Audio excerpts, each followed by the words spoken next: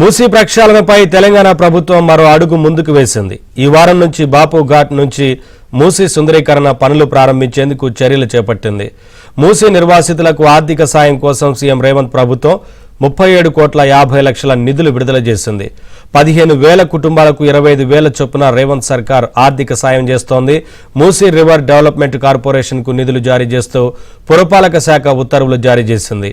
ప్రభుత్వ సహాయంపై ముసరాంబాగ్ మూసీ పరివాహక ప్రాంతాల ప్రజలు ఆనందం వ్యక్తం చేస్తున్నారు.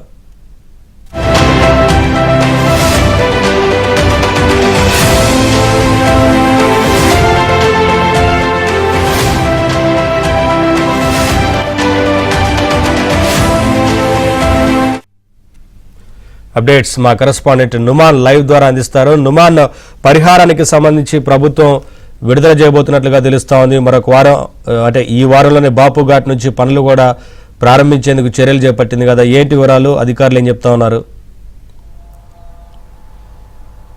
నవీన్, మూసీ ప్రాజెక్టుపై ప్రభుత్వం మరో అడుగు ముందుకు వేసింది. సో మూసీ పనులు వచ్చే వారం నుంచి బాపు ఘాట్ నుంచి ప్రారంభం కానున్నాయి. ఈ నేపథ్యంలో మూసీ నిర్వాసితుల కోసం దాదాపు 37,50,00,000 నిధులను ఇప్పటికే పురపాలక శాఖ విడుదల చేసింది. ముఖ్యంగా ఒక్కొక్క కుటుంబానికి 25,000 చొప్పున మొత్తం కూడా దాదాపు 15,000 కుటుంబాలకు లబ్ధి జరిగేలా వారికి ఆర్థిక సహాయం అందించే విధంగా ప్రభుత్వం ఇప్పటికే ఇటు Musi river front development corporation కి పురపాలక శాఖ నిధులు కేటాయించినటువంటి పరిస్థితి. ఈ నేపథ్యంలో మూసీ పరివాహక ప్రాంతాల్లో ఇల్లు ఖాళీ చేసేటటువంటి వారు వారి ఖర్చుల కోసము ప్రభుత్వం దాదాపు ఒక్కొక్కరికి 25,000 చొప్పున ఇవాటి నుంచి పూర్తిగా అందజేస్తున్నటువంటి పరిస్థితి ఉందని చెప్పవచ్చు. ఈ నేపథ్యంలో ఇటు మూసీ పరివాహక ప్రాంతమైనటువంటి ఇటు మూసారాంబాగ్ కానివ్వండి, మలక్పేట, చాదర్ఘాట్ లాంటి పరిసర ప్రాంతాల్లో ఉన్నటువంటి ఈ స్థానికులు, ఈ ప్రాంత వాసులు అయితే కొంత హర్షం వ్యక్తం చేస్తున్నారు. ఇల్లు ఖాళీ చేసేందుకు ఇప్పటికే వారిని డబుల్ బెడ్రూమ్ ఇళ్లకు తరలిస్తున్నారు. సో అందరినీ కూడా, లబ్ధిదారులందరినీ కూడా మెప్పించి ఒప్పించే విధంగా ఇప్పటికే పూర్తిగా ప్రభుత్వం అయితే ప్రయత్నం అయితే చేస్తుంది. అందులో భాగంగానే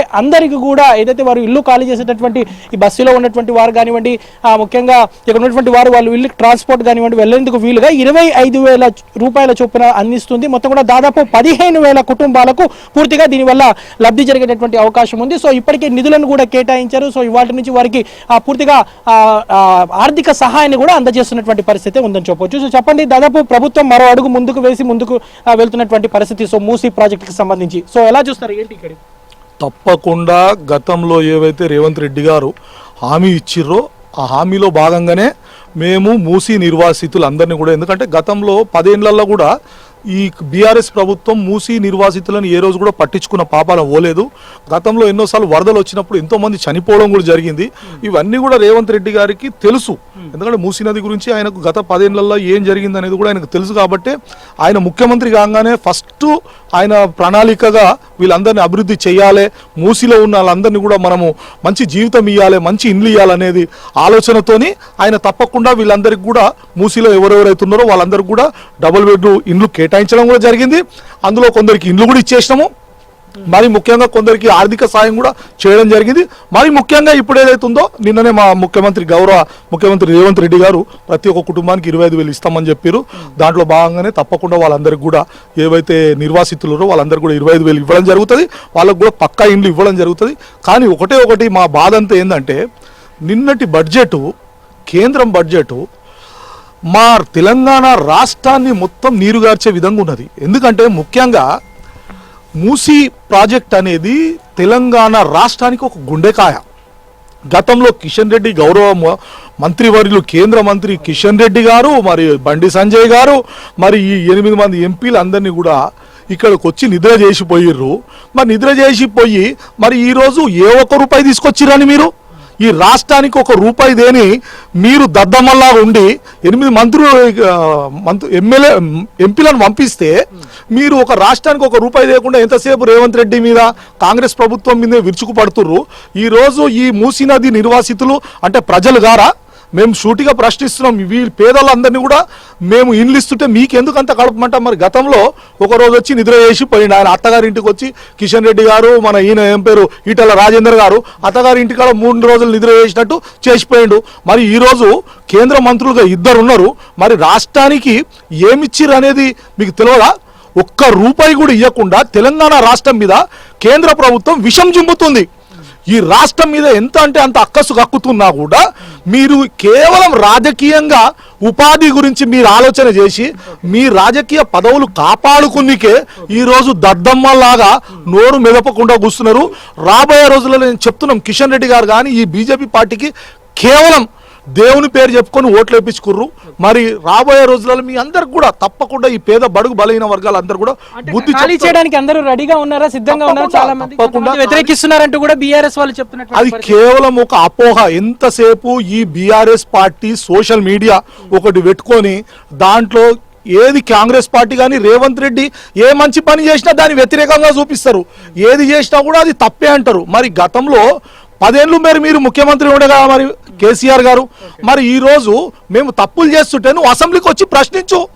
నువ్వు నీ గుద్దుతే నీ దమ్ము ఒక గుద్దుతే నేను కొడితే అంట మేము అబ్బా అనాలంట. మరి నీ దెబ్బ గురించి మేము వెయిట్ చేస్తున్నాం. మరి మీరు కేసీఆర్ గారు వచ్చి మా అసెంబ్లీలో కొట్టి మాకు అబ్బా అనిపియండి, లేదా ప్రజలతో అబ్బా అనిపించుకోండి. అంతేగాని మీరు ఫామ్ హౌస్లో వండుకొని 10 ఏళ్ళు మీరు ముఖ్యమంత్రిగా ఉండి ఈరోజు ఓడగొట్టిర్రని చెప్పి మీరు ప్రజల మీద కోపంతోని, తెలంగాణ ప్రజల మీద కోపంతోని మీరు పోయి ఫామ్ హౌస్లో వండుకున్నావు. నువ్వు ఒక్కరోజునే ఏమైనా మాట్లాడుతున్నావు? గతంలో కేటీఆర్ 10 ఏళ్ళు మంత్రిగా ఉండే, మరి ఈరోజు ఒక్కటానే చెప్పండి, 10 ఏళ్లలో కేటీఆర్ మంత్రి ఉండి ఒక్క అభివృద్ధి పని చూపించమని చెప్పండి. 10 ఏళ్లలో వాళ్ళు ఏం చేసిర్రు? నేను ఈ రోజు ప్రశ్నిస్తున్నా. మీరు మమ్మల్ని ప్రశ్నించడం కాదు, మీరు కేంద్రాన్ని ప్రశ్నించండి.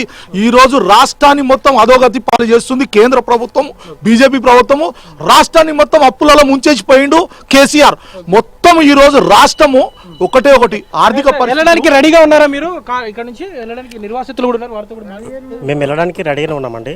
దాదాపుగా 5-6 మంత్స్ అవుతుంది ఈ కార్యక్రమం స్టార్ట్ అయ్యి. మాకు ఒక 13 మెంబర్స్ ఇప్పటికే వెళ్ళిపోయారు. నెక్స్ట్ వీక్ కానీ నెక్స్ట్ ఒక 10 డేస్లో కానీ మిమ్మల్ని పంపిస్తామని మాకు చెప్పడం జరిగింది. అంతలో మేము సామాన్యాన్ని కట్టుకొని రెడీగా పెట్టుకున్నాము. ఇప్పటికి 3-4 మంత్స్ అవుతుంది. ఇప్పటికి మేము వెళ్ళలేకపోతున్నాం. ఒక ఎంఆర్ఓ వస్తారు, ఒక రిపోర్ట్ ఇస్తారు, ఇంకో ఎంఆర్ఓ వస్తారు, ఇంకో రిపోర్ట్ ఇస్తారు. నేను చెప్పేది ఒకటే, గౌరవనీయులైన కలెక్టర్ గారు కానీ, ముఖ్యమంత్రి గారు కానీ, ఆర్డీఓ గారు కానీ ఏమిటంటే, ఇక్కడ 34 మెంబర్స్ రెడీగా ఉన్నారు, 34 ఫ్యామిలీస్ రెడీగా ఉన్నాయి వెళ్ళడానికి. సో ఇప్పటికీ 13 మెంబర్స్ వెళ్ళిపోయారు. వాళ్ళు వెళ్ళిపోయిన వల్ల రూమ్లు కూడా కూలగొట్టడం జరిగింది. అట్లా కూలగొట్టడం వల్ల పాములు అవి వస్తున్నారు లోపలికి. చిన్న పిల్లలు ఉన్నారు. వాటర్ కలెక్షన్ కూడా మీరు చూసుకుంటే వాటర్ కలెక్షన్ కట్ చేశారు. కరెంటు సరిగా లేదు. ఈ కొన్న పిల్లలకి ఇబ్బంది అవుతుంది. చదువులు బంద్ చేసుకుని దాదాపు 1 మంత్ బంద్ చేశారు. ఎలా వీటి నుంచి వెళ్ళిపోతాం, షిఫ్ట్ అయిపోతున్నాం అని చెప్పి. దసరా హాలిడేస్ ఉన్నాయి కదా, ఆ టైంలో బంద్ చేసుకున్నారు. మళ్ళీ తర్వాత టైం పడుతుంది మళ్ళీ చేంజ్ చేసుకున్నారు. సో ఇప్పటికైనా మమ్మల్ని తొందరగా పంపిస్తే బాగుంటుందని చెప్పి ఈ హైదరాబాద్ జిల్లా కలెక్టర్ గారిని, ఆర్డీఓ గారిని, ఎంఆర్ఓ గారిని వినతి చేస్తున్నాను. తామందరం కూడా ఇక్కడ నుంచి తరలి వెళ్ళడానికి సిద్ధంగా ఉన్నామని కూడా ఇక్కడ ఉన్నటువంటి మూసీ నిర్వాసులు చెప్తున్నారు. ఇటు మూసారం బాగ్ కానివ్వండి, మలక్పేటలో ఉన్నటువంటి వారందరూ కూడా తామైతే వెళ్ళడానికి సిద్ధంగా ఉన్నాము అని చెప్తున్నారు. మరోవైపు ఇటు అధికారులు కూడా పూర్తిగా అందరినీ ఒప్పించి మెప్పించి పంపించే విధంగా కూడా ఏర్పాట్లు అయితే చేస్తున్నారు. ఇప్పటికే దాదాపు ఒక 1400 కుటుంబాల వరకు డబుల్ బెడ్రూమ్ ఇళ్లకు తరలి వెళ్ళినటువంటి పరిస్థితి. ఇక మిగిలిన వారందరినీ కూడా తరలించేందుకు వీలుగా వారికి అవసరమైనటువంటి ఆర్థిక సహాయాన్ని విడుదల చేస్తూ ప్రభుత్వం నిర్ణయం తీసుకోవడంతో మూసీ పరివాహక ప్రాంతాల్లో ఉన్నటువంటి ప్రజలు కూడా హర్షం వ్యక్తం చేసినటువంటి పరిస్థితి. మొత్తం కూడా దాదాపు 35 కోట్లకు పైగా ఏదైతే నిధులు కేటాయించి దాదాపు ప్రతి ఒక్క కుటుంబానికి 15,000 కుటుంబానికి 25,000 రూపాయల చొప్పున ఆర్థిక సహాయం అందించే విధంగా ప్రభుత్వం అయితే చర్యలు చేపట్టినటువంటి పరిస్థితి. అందులో భాగంగానే ఇటు మూసీ పరివాహక ప్రాంతాల్లో అందరినీ కూడా ఖాళీ చేయించిన తర్వాతనే ఈ పనులు ప్రారంభమయ్యేటువంటి అవకాశం. మరోవైపు ఇటు బాపు ఘాట్ నుంచి మాత్రం వచ్చే వారం నుంచి పనులు ప్రారంభించి సాధ్యమైనంత త్వరితగతిన ఈ ప్రాజెక్టు ముందుకు తీసుకువెళ్లడమే లక్ష్యంగా ఇటు ప్రభుత్వం అయితే అడుగులు వేస్తున్నటువంటి పరిస్థితి. అందులో భాగంగానే ఇందులో కీలకమైనటువంటి నిర్ణయాన్ని తీసుకొని దాదాపు ఎవరైతే నిర్వాసితులు ఉన్నారో ఈ నిర్వాసితులందరికీ కూడా ఆర్థిక సహాయాన్ని తక్షణమే అందజేసే విధంగా కూడా ఇటు పురపాలక శాఖ మూసీ డెవలప్మెంట్ కార్పొరేషన్ కి నిధులు కేటాయించినటువంటి పరిస్థితి ఉందని చెప్పొచ్చు. Vote studio. Thank you Numan, thanks for the